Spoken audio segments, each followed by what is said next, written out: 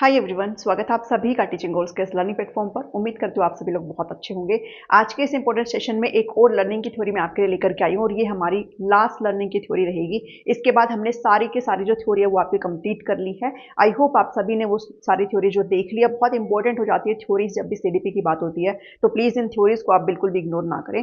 चलिए स्टार्ट करते हैं। सीडीपी की ही क्लास रहेगी। एचटेट का भी साइकोलॉजी यहाँ पर आपका कवर हो रहा है, सीटेट का भी हो रहा है और साथ में आपका रीट 2025 का जो पेपर आपका आ रहा है उसके लिए भी आपके लिए क्लासेस आपकी इक्वली इंपॉर्टेंट है। चलिए साइन लर्निंग थ्योरी की बात करेंगे, संकेत अधिगम सिद्धांत की बात करेंगे और इस सिद्धांत को जो दिया गया था वो एडवर्ड सी टोलमैन के द्वारा दिया गया था 1948 में। 1948 में इस थ्योरी को एडवर्ड टोलमैन के, आप सिर्फ टोलमैन भी याद रख सकते हो, इतना बड़ा नाम याद करने की आपको जरूरत नहीं है।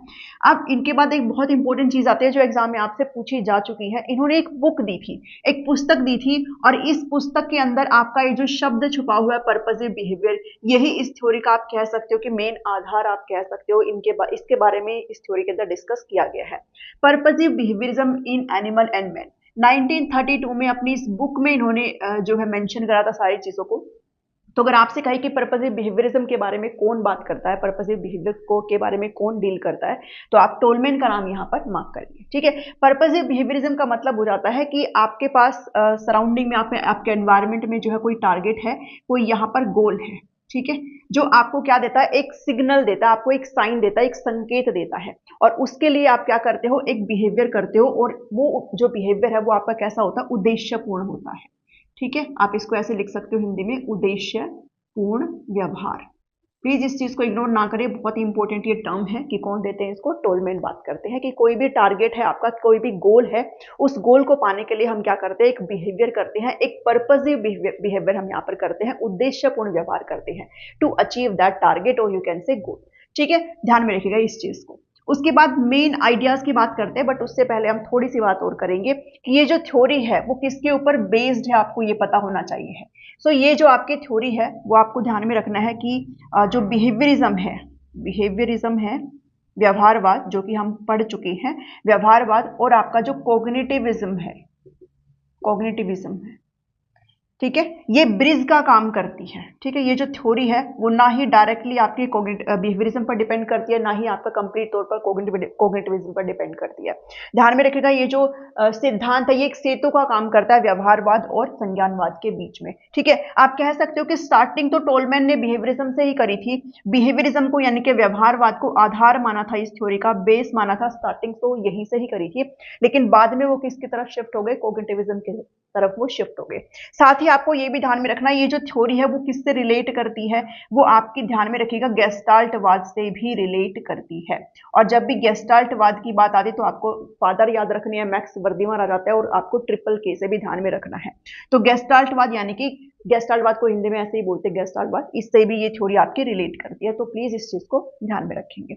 ओके, बात करते हैं मेन आइडिया के बारे में, इस थ्योरी के अंदर क्या है। तो अभी मैंने आपको बताया कि हम क्या करते हैं, पर्पसिव बिहेवियर करते हैं, यहाँ पर उद्देश्यपूर्ण व्यवहार करते हैं किसी भी टारगेट को, किसी भी गोल को अचीव करने के लिए। सो आपका जो सीखना होता है वो कैसा होता है, पर्पसिव होता है, उद्देश्यपूर्ण होता है। आप बिना उद्देश्य के कोई भी चीज नहीं करते हो। जब तक आपके पास कोई टारगेट नहीं होता हम कोई भी व्यवहार नहीं करते। जब तक हमारे पास कोई सामने स्टिमुलस है, कोई टारगेट है, कोई गोल है, तभी हम लोग क्या करते हैं, एक व्यवहार करते हैं और वो जो व्यवहार है वो आपका कैसा होता है, पर्पसिव होता है। ओके, गोल डायरेक्टेड बिहेवियर हम यहाँ पर करते हैं, लक्ष्य केंद्रित व्यवहार हम यहाँ पर करते हैं। तो ये टर्म्स जो है बहुत इंपॉर्टेंट है जो मैंने आपके लिए लिख दी है। और कोई भी जो इंडिविजुअल है वो अपने टारगेट को अचीव करने के लिए शॉर्टेस्ट और इजीएस्ट पाथ यहाँ पर एक तरीके से कन्वे करता है। सबसे छोटा और सबसे आसान जो पाथ है, जो रास्ता है, वो हमेशा कोई भी इंडिविजुअल जो है वो कैरी करेगा, ये भी ध्यान में रखिएगा। इस थ्योरी के अंदर कहा गया है कि आपको रीइंफोर्समेंट की कोई भी जरूरत नहीं होती है, पुनर्बलन की कोई भी जरूरत नहीं होती है। इस थ्योरी के अंदर टोलमैन ने ये कहा है कि जो आपके रिवार्ड होते हैं, जो आपके पनिशमेंट है, ठीक है, आपका जो पुरस्कार है, जो दंड है, वो क्या कर सकता है, किसी भी इंडिविजुअल को मोटिवेट कर सकता है, अभिप्रेरित कर सकता है। अभिप्रेरित तो कर सकता है लेकिन लर्निंग की स्टार्टिंग नहीं कर सकता, आपके लर्निंग को इनिशिएट करने का काम नहीं करता है, ये इस थ्योरी के अंदर कहा गया है। प्लीज इस चीज को लिख लेंगे। जिन्होंने नोट्स ले रखे हैं उनको मैं सारी चीजें ऑलरेडी ऐड कर चुकी हूँ, ठीक है। तो ये कहते हैं कि रीइंफोर्समेंट की कोई भी जरूरत नहीं है सीखने के लिए। हाँ, ये जो आपके रिवार्ड पनिशमेंट है वो आपको मोटिवेट कर सकते हैं, लेकिन आपकी लर्निंग को शुरुआत नहीं कर सकते हैं। सिर्फ और सिर्फ रीइंफोर्समेंट के बेस पर आप अपनी लर्निंग को स्टार्ट नहीं करते हो, बिना रीइंफोर्समेंट के भी आपकी लर्निंग जो है वो होती है, ठीक है। तो इसके बारे में, और हम जब भी रीइंफोर्समेंट की तरफ आ जाते हैं तो आपको ध्यान में होगा बिहेवियरिज्म वाले बात करते हैं SR थ्योरी के बारे में, स्टिमुलस रिस्पॉन्स, कि हमारे सामने कोई स्टिमुलस होता है, कोई उद्दीपक होता है और उसके प्रति हम क्या करते हैं, अनुक्रिया करते हैं।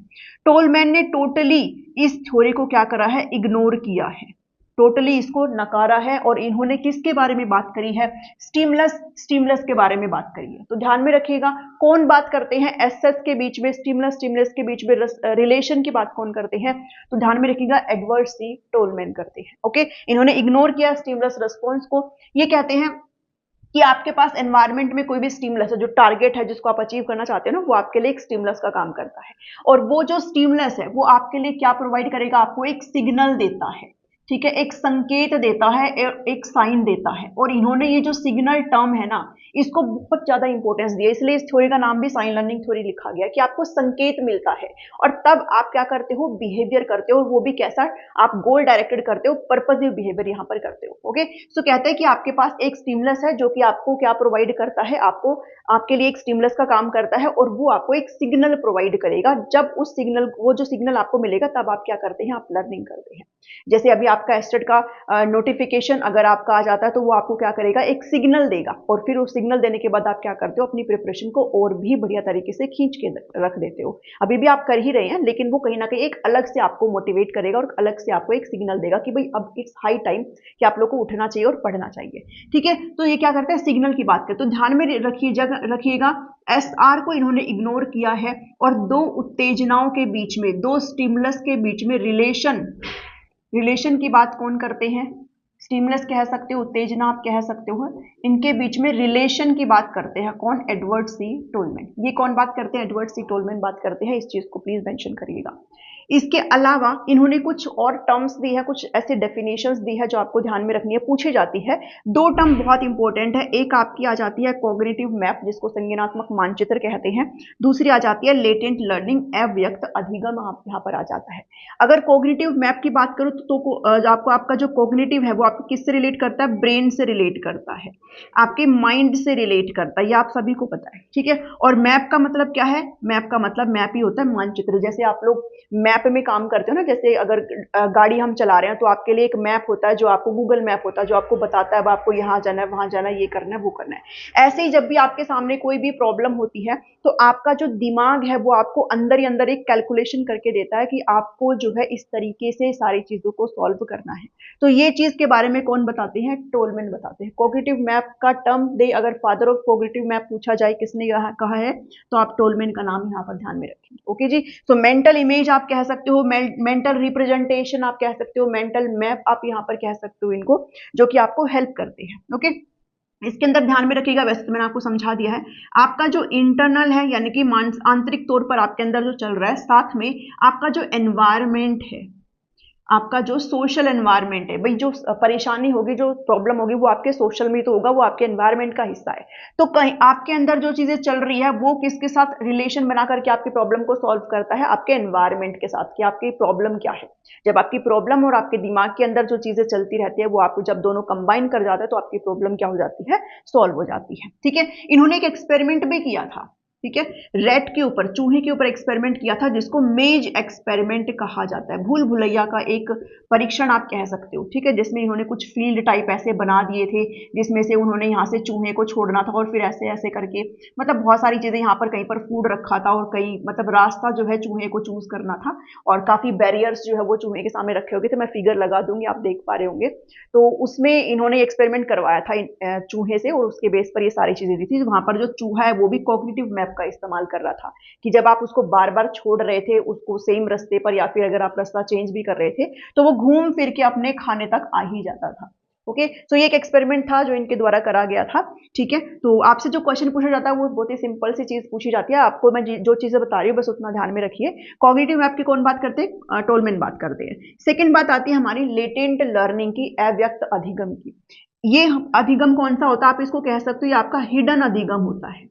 हिडन लर्निंग आप कह सकते हो, या फिर आप कह सकते हो सुप्त अधिगम। ठीक है, सुप्त मतलब सोया हुआ, कि आपके अंदर है ये लर्निंग, आपने कर रखी है, आपकी मेमोरी में कहीं ना कहीं स्टोर है, बट ये आपके व्यवहार में विजिबल हर वक्त नहीं रहती है।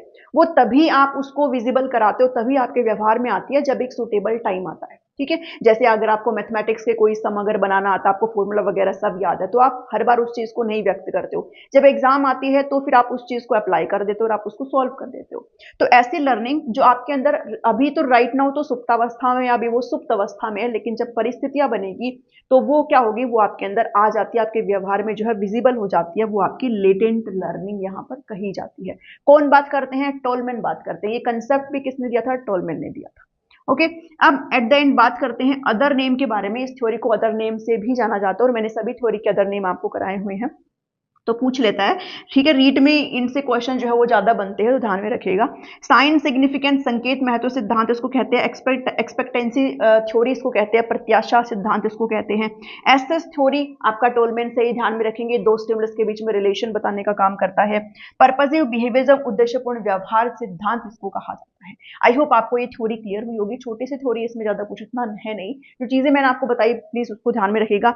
आप चाहो तो इसका एक स्क्रीनशॉट ले सकते हो, आप लोग बोलते हो कि हट जाऊं मैं, सो मैं यहाँ पर हट गई हूँ, आप इसका स्क्रीनशॉट ले सकते हो। अगर आपको वीडियो पसंद आई है तो आपको पता है क्या करना है, आपको वीडियो को लाइक करना है, शेयर करना है, और सभी के साथ कमेंट करके जरूर बताना है कि आपको एक वीडियो कैसी लगी है। ये मेरी तरफ से लर्निंग की लास्ट थ्योरी है। अब जो भी आपके टॉपिक्स आप कहेंगे कि हमें ये भी पढ़ना ये भी पढ़ना, तो वो मैं धीरे धीरे आपको कराती रहूंगी, प्रैक्टिस हमारी यहाँ पर चली हुई है। मिलती हूँ नेक्स्ट वीडियो में। Thank you, thanks for watching.